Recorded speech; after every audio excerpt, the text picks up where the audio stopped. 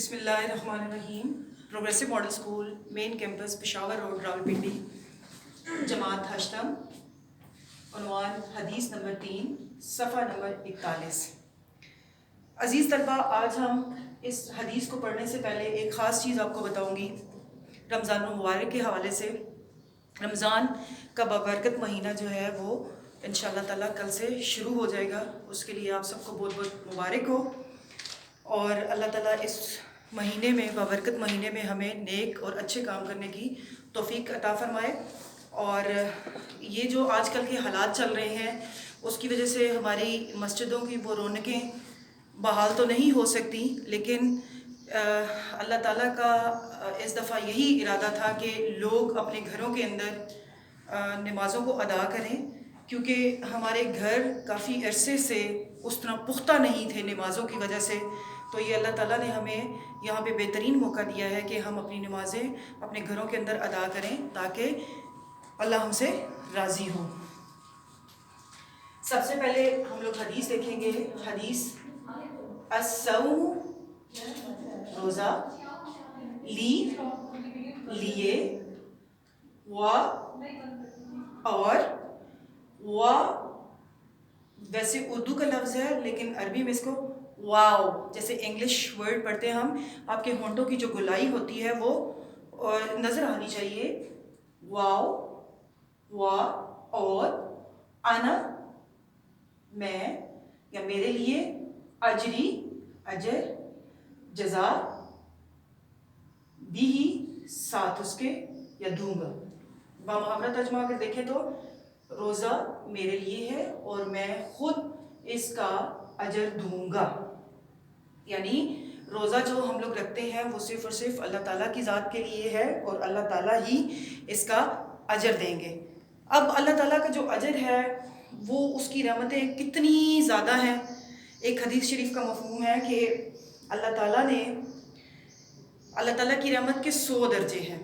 کتنے درجے ہیں؟ 100 درجے ہیں۔ اللہ تعالیٰ نے 99 درجے اپنے پاس رکھے ہیں اور ایک درجہ دنیا کے اندر بھیجا ہے۔ جب وہ ایک درجہ اللہ تعالیٰ نے رحمت کا دنیا کے اندر بھیجا ہے تو آپ دیکھیں کہ اللہ تعالیٰ کی رحمت کتنی زیادہ ہے، تو ہمیں اس کا شکر ادا کرنا چاہیے۔ اور یہ جو 99 درجے اللہ تعالیٰ نے اپنے پاس رکھے ہوئے ہیں، جو قیامت کے دن جب ہمارا حساب کتاب ہوگا کسی بھی عبادت کے بارے میں، تو اس وقت اللہ تعالیٰ اس والے درجوں کو استعمال کرے گا، کیونکہ اللہ تعالیٰ قرآن پاک میں فرماتے ہیں ان اللہ غفور الرحیم، کہ بے شک اللہ تعالیٰ جو ہے وہ بخشنے والا مہربان ہے۔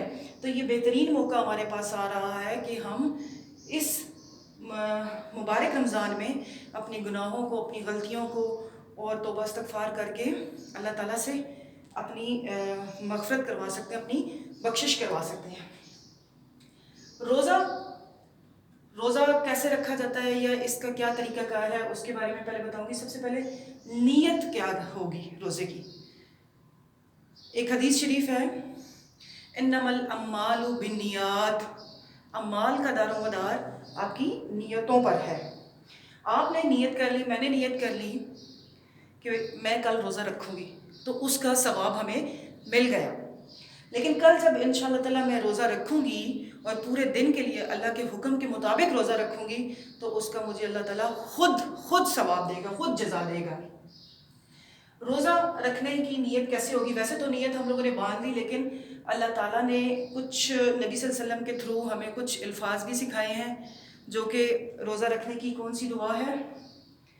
اللہم وَبِصَوْمِ غَدٍ نَوَيْتُ مِنْ شَهْرِ رَمَضَان، کون سی ہے؟ وَبِصَوْمِ غَدٍ نَوَيْتُ مِنْ شَهْرِ رَمَضَان، کہ اے اللہ میں کل کے روزے کی نیت رکھتا ہوں یا نیت کرتا ہوں۔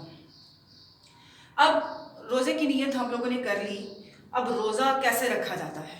کیا صبح سے لے کے شام تک اپنے آپ کو ایک مشقت میں ڈالنا ہے؟ کیسے منہ باندھ لینا ہے؟ نہیں، اللہ کے حکم کے مطابق ہمیں روزہ رکھنا ہے، اور اس نے جیسے بتایا ہے کہ ذکر اذکار کریں اور قرآن پاک کی تلاوت کریں، وقت کے بعد وقت پہ اپنی نمازوں کو ادا کریں تو وہ روزہ ہوگا۔ اب روزہ صرف فاقہ کشی کا نام نہیں ہے۔ فاقہ کشی کیا ہوتا ہے؟ یعنی اپنے آپ کو بھوک پیاس سے روک لینا۔ اب بھوک پیاس سے تو ہم لوگوں نے روک لیا، کیا ہم لوگ روزے کے جو معنی ہیں یا جو روزے کا طریقہ اللہ اور اس کے رسول صلی اللہ علیہ وسلم نے بتایا، کیا ہم اس کے مطابق روزہ رکھ رہے ہیں؟ یہ ہمیں اپنا انالیسس کرنا ہے یا تجزیہ کرنا ہے کہ کیا واقعی ہمارا روزہ اللہ اور اس کے رسول صلی اللہ علیہ وآلہ وسلم کے حکم کے مطابق ہے؟ کیا صرف ہم نے بھوکا پیاس کا روزہ تو نہیں رکھا ہوا؟ اب جب روزہ رکھیں گے تو روزے میں کیا ہوگا؟ ہم نے آنکھ کا بھی روزہ ہوگا، زبان کا روزہ ہوگا، ناک کا روزہ ہوگا، پاؤں کا روزہ ہوگا۔ اب یہ کچھ لاجک سمجھ نہیں آ رہی کہ کیا آنکھ کا روزہ کیا ہے، زبان کا روزہ کیا ہے۔ اب آنکھ کا جو روزہ ہے، اللہ کے حکم کے مطابق جب ہم نے روزہ رکھا تو کوئی بھی ایسی چیز نہ دیکھی جائے جس سے ہمارے روزے پہ اثر ہو۔ زبان کا روزہ کیا ہے کہ آپ کی زبان سے دوسرے لوگ محفوظ رہیں۔ روزہ ہمیں بیسیکلی کیا سکھاتا ہے؟ روزہ ہمیں بیسیکلی صبر کرنا سکھاتا ہے۔ اگر کسی نے روزے کی حالت میں آپ کے ساتھ لڑائی جھگڑا کر دیا ہے، غصہ گالی گلوچ کر دیا ہے، تو آپ نے اس کو صبر کے ساتھ برداشت کرنا ہے۔ روزہ بیسیکلی بدنی عبادت ہے، اپنے نفس پہ قابو رکھنا ہے اور صبر کے ساتھ چلنا ہے۔ اگر کسی بندے نے آپ کے ساتھ اس طرح کا مس بیہیو کر دیا، آپ نے بھی اس کا جواب دے دیا، تو پھر آپ کے روزے کا کوئی فائدہ نہیں ہے۔ پاؤں کا روزہ کیا ہوتا ہے؟ پاؤں کا روزہ یہی ہے کہ اگر آپ چل کے جا رہے ہیں کسی برائی کی طرف تو وہ آپ کا روزہ نہیں رہے گا، یعنی اس قیامت والے دن جب اللہ تعالیٰ کا دربار لگے گا تو اس میں آپ کے پاؤں سے بھی یہ پوچھا جائے گا کہ بھئی تو بتا، تو کس طرح برائی کی طرف چل کے گیا تھا روزے کی حالت میں۔ اور اللہ تعالیٰ کے حکم کے مطابق اگر ہم لوگ روزہ رکھیں گے تو اللہ تعالیٰ نے کیا کہا نبی صلی اللہ علیہ وسلم کے تھرو اس حدیث میں کہ روزہ میرے لیے ہے اور میں خود اس کا اجر دوں گا۔ اور رمضان کی برکتیں یہ ہوتی ہیں کہ جیسے ہی رمضان کا چاند نظر آتا ہے تو اللہ تعالیٰ شیاطین کو باندھ دیتے ہیں، اس پورے مہینے کے لیے شیاطین کو باندھ دیتے ہیں، اور بندہ بشر جو ہے وہ اپنی عبادات کرنی شروع کرتا رہتا ہے۔ جنت کے 8 دروازے ہیں۔ کتنے دروازے ہیں؟ جنت کے 8 دروازے ہیں۔ اب وہ کون کون سے ہیں؟ 7 دروازے ایسے ہیں، ان میں سے ایک دروازہ باب الریان ہے۔ اس میں سے کون گزریں گے؟ جو روزہ دار ہوں گے۔ تو اب روزہ دار کیسا ہونا چاہیے؟ جو اللہ اور اس کے رسول کے حکم کے مطابق روزہ رکھے گا۔ روزہ دار کی جو منہ کی مشک ہوتی ہے وہ اللہ تعالیٰ کو بہت پسند ہوتی ہے۔ نارملی آپ دیکھیں کہ آپ کچھ کھاتے پیتے نہیں ہیں تو آپ کے منہ کے اندر ایک اسمیل کریٹ ہو جاتی ہے، لیکن روزے کی حالت میں اللہ تعالیٰ نے کیا فرمایا ہے کہ روزے دار کی منہ کی مشک، یعنی اس کے منہ کی جو اسمیل ہے وہ بھی اللہ تعالیٰ کو بہت پسند ہے۔ تو اللہ تعالیٰ مجھے اور آپ کو، ہم سب کو اپنے حکم کے مطابق اور شریعت محمدی صلی اللہ علیہ وآلہ وسلم کے مطابق روزہ رکھنے کی توفیق عطا فرمائے۔ ہم نے روزہ رکھنے کی نیت تو کی تھی، روزہ کھولنے کی جو نیت ہے وہ کیا ہے؟